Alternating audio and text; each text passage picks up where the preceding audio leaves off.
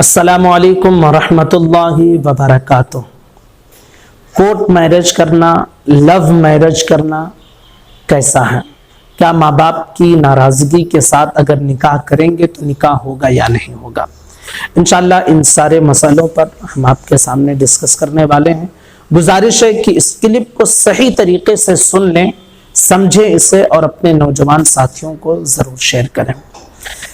سب سے پہلی اور بنیادی چیز میں آپ کو سمجھا دوں کہ نکاح کے لیے جو ضروری ہے وہ ہے مہر کا ہونا، اس کے بعد میں ایجاب و قبول کا ہونا، اس کے بعد میں گواہوں کا ہونا، گواہوں کا مسلمان ہونا، اور ایک ہی مجلس میں ایجاب و قبول ہونا اور اسی مجلس میں گواہوں کا ایجاب و قبول سننا۔ اگر ان ساری شرطوں کے ساتھ نکاح ہو تو چاہے کورٹ میرج ہو یا کہیں بھی ہو، آپ کا نکاح ہو جائے گا۔ گواہ بھی ہو، دو گواہ دونوں مسلمان ہونے چاہیے۔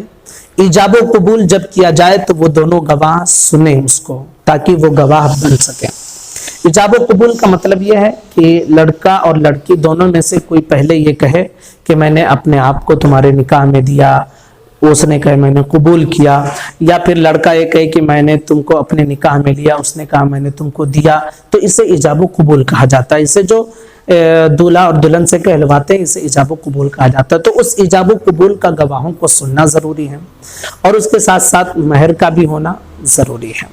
اگر ان ساری چیزوں کی پابندی کے ساتھ نکاح کیا جائے تو نکاح ہو جائے گا۔ جہاں تک بات رہی کہ خطبہ وغیرہ یا مسجد میں ہونا یا پھر جو ہے ماں باپ کے رضامندی کے ساتھ ہونا، تو یہ ساری چیزیں مستحبات میں سے ہیں، بہرحال نکاح کی ضروریات میں سے نہیں ہیں۔ تو اگر شریعت کی ان ساری پابندیوں کے ساتھ نکاح کیا جائے تو نکاح ہو جائے گا۔ مسئلہ یہ ہے کہ عام طور پہ کورٹ میں اس چیز کا اہتمام ہوتا نہیں ہے، بلکہ لڑکا اور لڑکی پہنچتے ہیں رجسٹرار کے سامنے، وہاں پہنچتے ہیں، جج وغیرہ جو بھی رہتے ہیں وہاں، اور اس کے بعد میں وہاں فائل وغیرہ بھر لیتے ہیں، سب ساری چیزیں جو فل کرنی ہے سب فل کر لی ہے، اور اس کے بعد انہیں میرج سرٹیفکیٹ مل جاتا ہے۔ نہ گواہوں کے سامنے مسئلہ ہوتا ہے، نہ وہ ایجاب و قبول تو بہرحال ان کے درمیان ہو جاتا ہے، لیکن گواہ وغیرہ نہیں رہتے ہیں، تو پھر جب تک گواہ وغیرہ نہیں ہوں گے تو نکاح نہیں ہو سکتا ہے۔ تو اگر ایک چیز آپ دھیان میں رکھیں کہ شریعت میں نکاح کے لیے جن چیزوں کی ضرورت پڑتی ہے، اگر کورٹ میں ان چیزوں کی پابندی کی جا رہی ہے تو نکاح ہو جائے گا اور دوبارہ سے نکاح کرنے کی انہیں ضرورت نہیں پڑے گی۔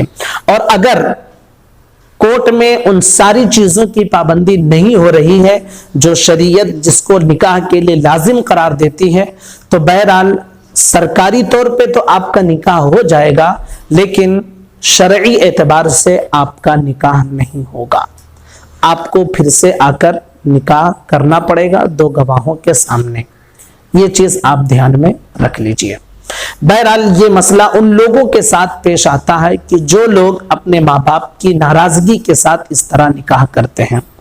یاد رکھ لیجئے کہ اگر لڑکا ہو یا لڑکی، اسے اگر لڑکی ہے کوئی لڑکا اسے پسند ہے، یا اگر لڑکا ہے اور اسے کوئی لڑکی پسند ہے، اور دونوں کا خاندان ہم پلہ ہے، شریف خاندان والے ہیں دونوں، تو ایسی صورت میں چاہیے یہ کہ اپنے ماں باپ کو اعتماد ملے، بھروسے ملے اور انہیں بتائیں۔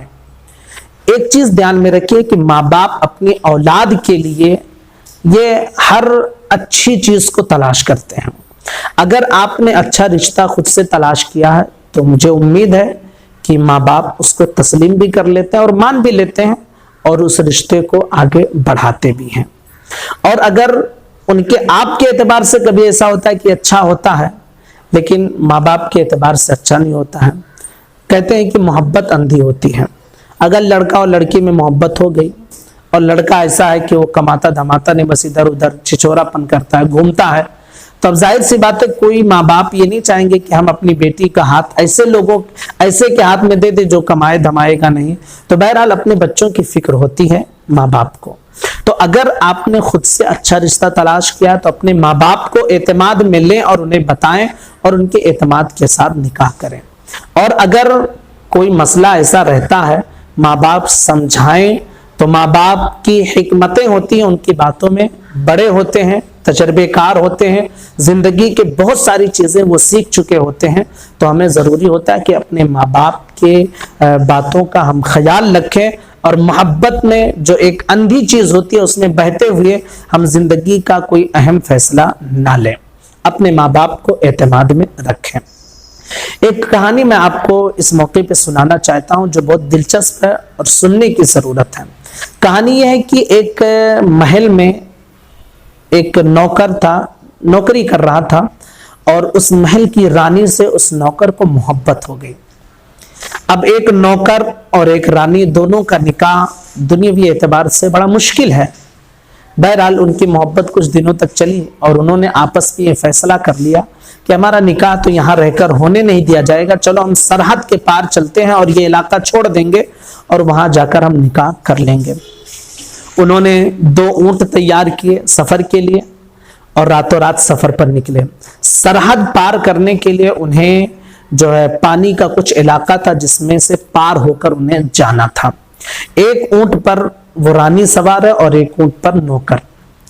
अब जब उस पानी के अंदर दोनों ऊंट घुसे तो रानी का ऊंट थोड़ी दूर तक चलता रहा, लेकिन जिस ऊंट पर नौकर बैठा हुआ था वो ऊंट बैठ गया और आगे चलने के लिए तैयार ना हुआ।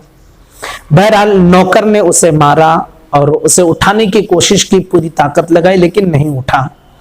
तो उस रानी ने कहा क्या बात है? तो उसने कहा उठ ही नहीं रहा है, हम सरहद को कैसे पार करेंगे?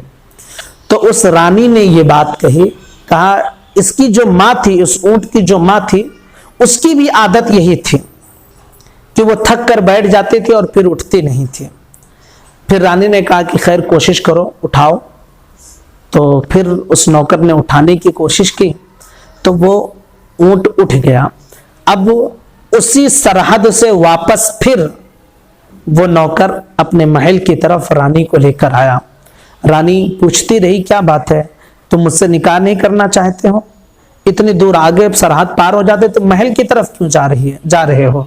तो उस नौकर ने जवाब दिया कि ये ऊंट जो है इसके माँ के अंदर ये आदत थी कि वो थककर बैठ जाती थी और वही आदत इसके बच्चे के अंदर, ऊंट के अंदर आ गई है।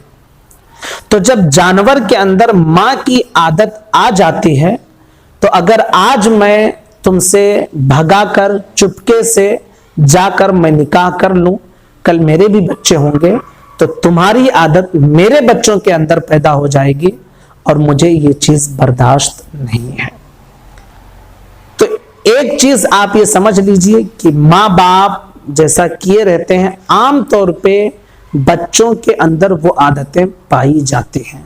ऐसा भी है कि कभी ऐसा भी, इसका उल्टा भी होता है कि माँ बाप की आदतें अलग होती हैं और बच्चे आदतें दूसरी पकड़ लेते हैं।